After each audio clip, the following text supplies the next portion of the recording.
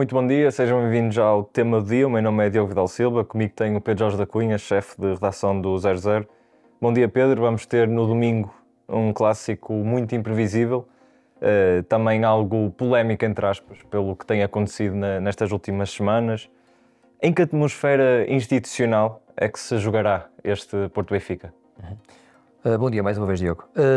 Eu diria que vai ser a atmosfera do costume, apesar das boas intenções de André Vilas-Boas, que quando assumiu a presidência do Porto, de facto, prometeu trazer aqui uma espécie de lufada de ar fresco até na relação com os maiores rivais.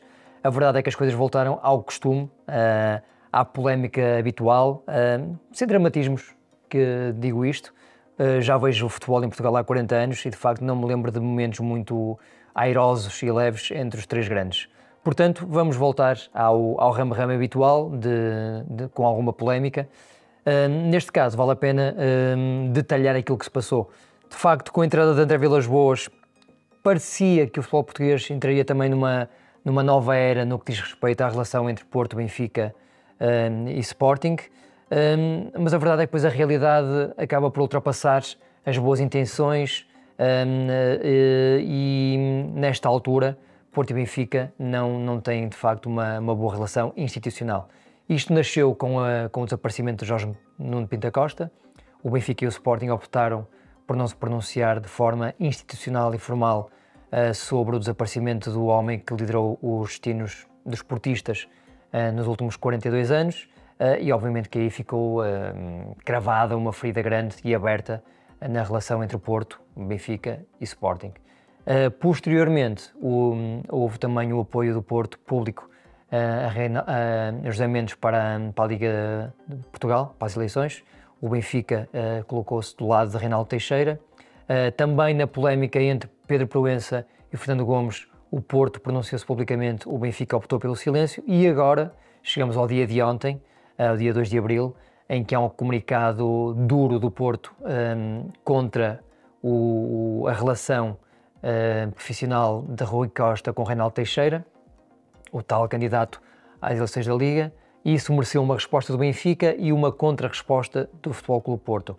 O que está aqui em causa, pelos vistos, e segundo a notícia do Correio da Manhã, é uma relação profissional entre Reinaldo Teixeira, quando já era coordenador dos delegados da Liga, uma empresa que tinha de construção no Algarve, com uma empresa de Rui Costa. E o Porto questiona se essa relação profissional extra-futebol seria compatível ou não com os cargos que Rui Costa e Reinaldo Teixeira ocupavam já no organograma do futebol profissional em Portugal.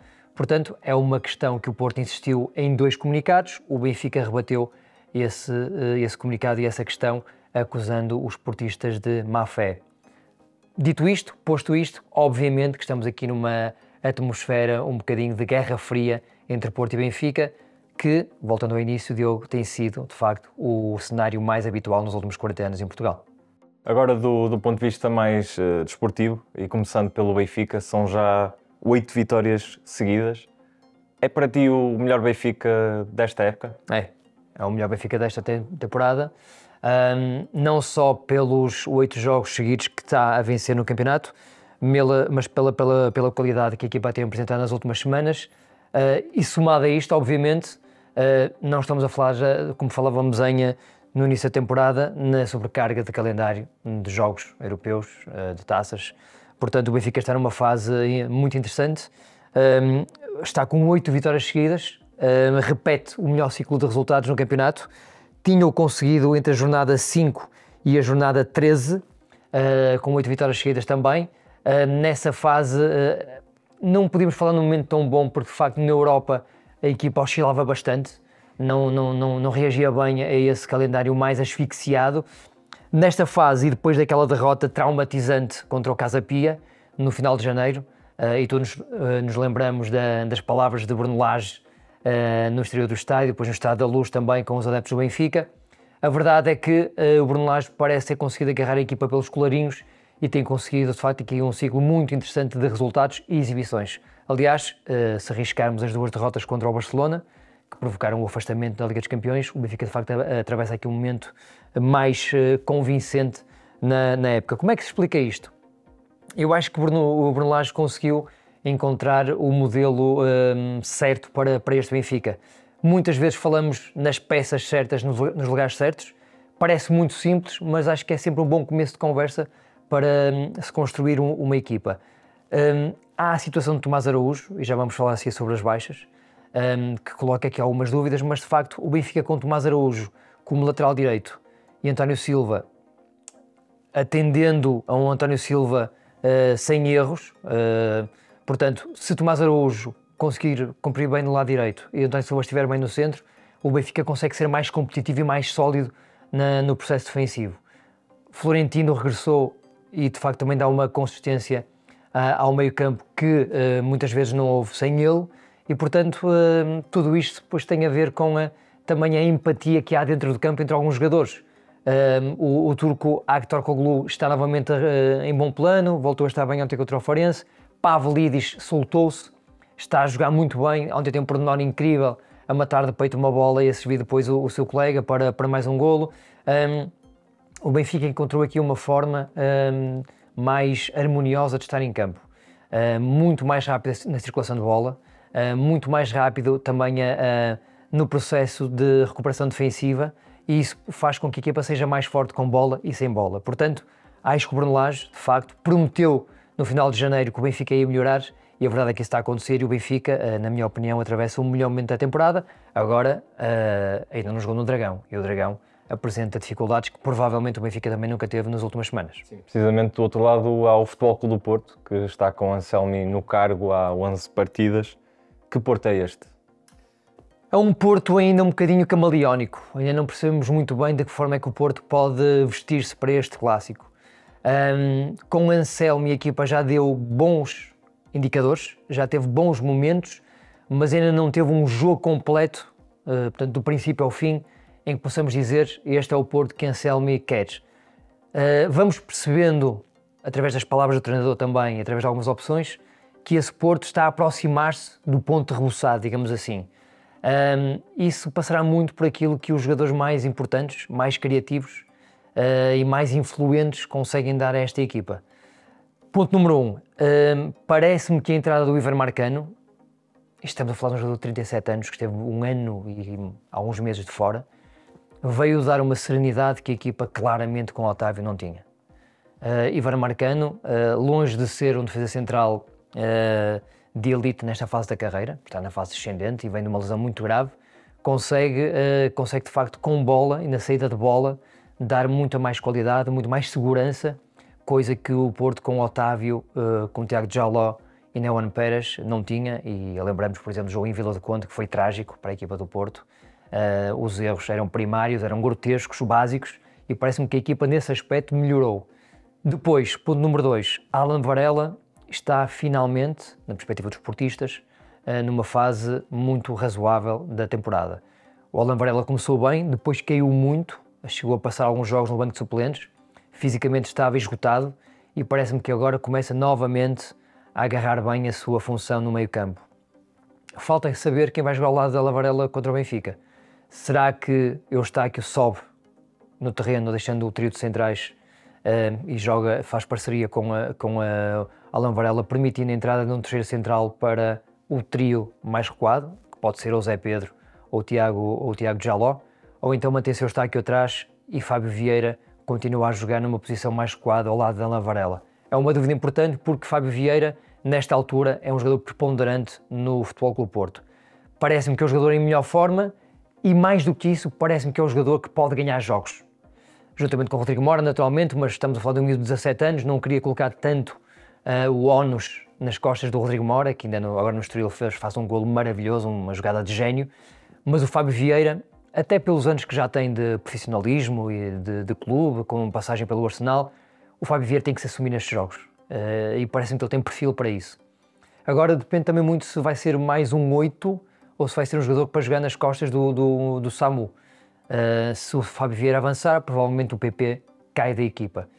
Acredito mais que o Fábio Vieira continue a jogar ao lado do Alan Varela para depois, na frente, PP, Rodrigo Mora e Samu se manterem na equipa. Depois, Francisco Moura pela esquerda e à partida João Mário pela direita, embora Martim também seja uma opção para estes jogos de maior nível de dificuldade. O Martin Anselmi, em 11 jogos oficiais, ganhou 5. Não é brilhante, longe disso, mas vem agora com 2 vitórias seguidas. Parece-me que está a aproximar-se, em alguns momentos, de facto, aquilo que pretende para este Porto. Os indicadores mais recentes são positivos. Parece-me que este Porto, há um mês, era mais frágil do que está atualmente.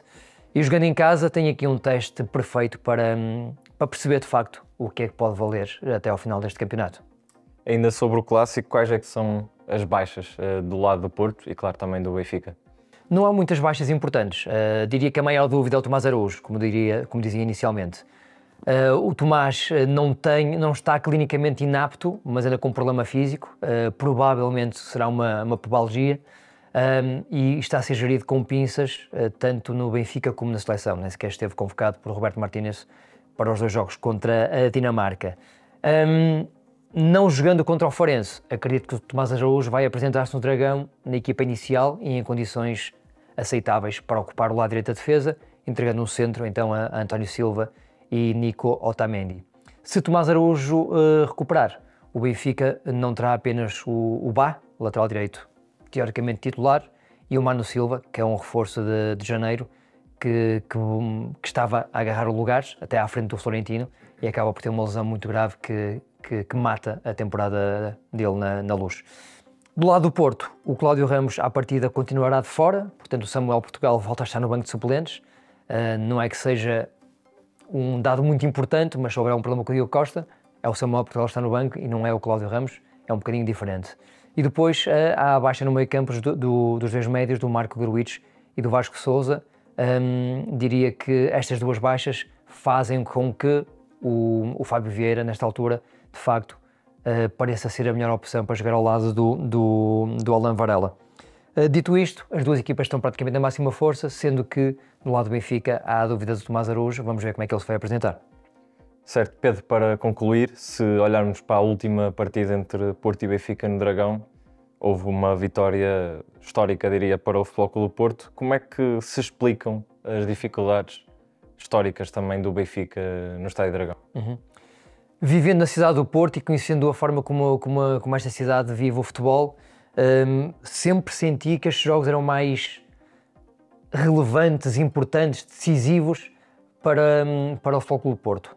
O Benfica provavelmente encara-o como mais um jogo, o Porto não, encara-o como o jogo da época. Naturalmente que isto vale o que vale apenas até o momento em que a bola começa a saltar. O Benfica, na última temporada, chegou com 9 pontos de avanço aqui ao Dragão, e este ano, curiosamente, a diferença é exatamente a mesma, 9 pontos, um bocadinho mais à frente até na época. O Porto também é uma equipa diferente, muito diferente, mudou o presidente, mudou o treinador, mudaram muitos jogadores, mas o contexto emocional e histórico é exatamente o mesmo. O Benfica nos últimos 40 anos ganhou 5 vezes no Estádio do Dragão. 91 com os 2 golos do César Brito, um jogo histórico, épico na carreira do César Brito, um avançado serrano, beirão, que fez um percurso muito bonito pelo Benfica, quase como sendo a arma secreta predileta de muitos treinadores.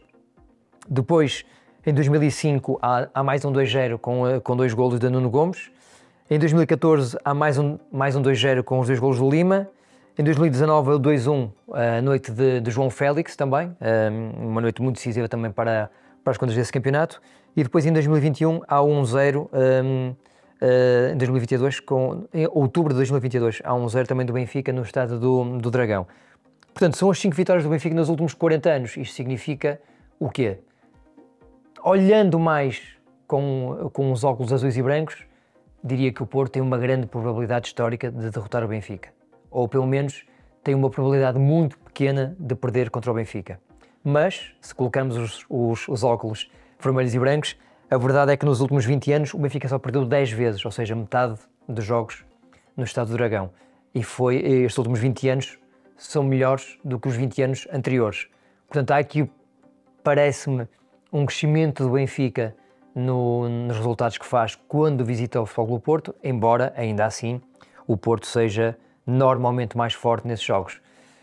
E depois isto explica-se um bocadinho com aquele tal medo cênico, a pressão do Estádio do Dragão, a pressão que o Porto costuma fazer nestes jogos também enquanto equipa, a garra, a raça com que o Porto costuma meter nos duelos, E nestes jogos isto pode parecer um bocadinho limitativo ou limitado enquanto análise, mas não. Porquê? Porque estes jogos são muitas vezes jogados na forma como cada uma da equipa consegue pressionar o adversário. E a partir do momento em que essa primeira barreira de pressão é ultrapassada, é muito importante a segunda bola, o ganhar essa segunda bola para depois construir. E o Porto nisso costuma ser mais forte. Agora, acabando só a nossa análise, a verdade, falando apenas sobre futebol, neste momento, o Benfica é uma equipa mais completa, é uma equipa mais sólida. É favorito. É favorito. Quer dizer, não posso dizer que o Benfica seja o favorito, porque o jogo é em casa do Porto, e o Porto em casa, contra o Benfica, costuma ser melhor. Em relação, o Benfica tem uma equipa mais forte, mas joga no seu terreno menos... joga no seu terreno mais perigoso, digamos assim, para o Benfica. Portanto, eu diria que nesta altura, eu acho que o famoso 50-50 se aplica muito bem, porque o Benfica é melhor, mas joga num campo que teoricamente lhe é muito desfavorável.